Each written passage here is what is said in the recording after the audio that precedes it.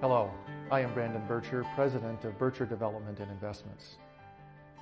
You know, there are only a few in our industry who have had or will be leaving a lasting legacy.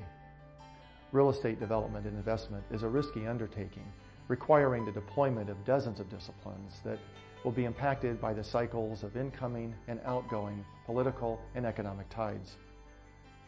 This interview series is to document a variety of life perspectives as seen from the top, so that current and future real estate leaders might benefit from the wisdom and legacy they will be leaving.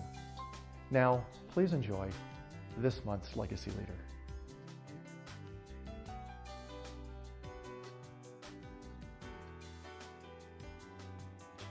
Spending most of my working day looking at REITs, there's really no better indicator of where real estate is headed than to look at REIT prices. REITs tend to be a leading indicator since they're publicly traded. Investors are deciding every day what real estate is worth in the public market. They're discounting a lot of this bad news that I'm talking about. They know the consumer's going to be weak. They know that development doesn't make sense. They know that industrial is going to be weak because the consumer's weak, retail is going to be weak. They know that the office market's going to be weak because we're going to lose 6 or 7 million jobs or more this time around. So those things are all presumably baked into the pricing of real estate in the public market. And I think oftentimes private market real estate players don't avail themselves of that strong signal. We run a people business, and our key assets walk out the door every night. And so it would have been very easy for us to keep it sort of a two-man show and have a bunch of hired hands working for us. But we very quickly realized that we'd all be better off if we found a way to get stock in the hands of the younger generation. And now that generation is extremely motivated. They view it as their own company. When you own a piece of the company, you act very differently. And so if you want to boost morale, I know of no better way to empower somebody than by allowing them to own a piece of the act. Going forward, the biggest change to the way REITs are financed is going to be that they're going to have to use a lot less leverage. What we saw after the last real estate credit crunch, which was in the early 90s, the REITs came out of the ashes, basically, as the only player with equity. And the market mandated, basically, that REITs would have to keep their leverage ratios down to, say, 35–40%. And when REITs got higher than that, they got spanked around by their shareholders. We lost that discipline, and that's part of why we're in the problem that we're in today. I do believe that discipline will come back, and we won't really have a healthy, viable REIT industry until that takes place.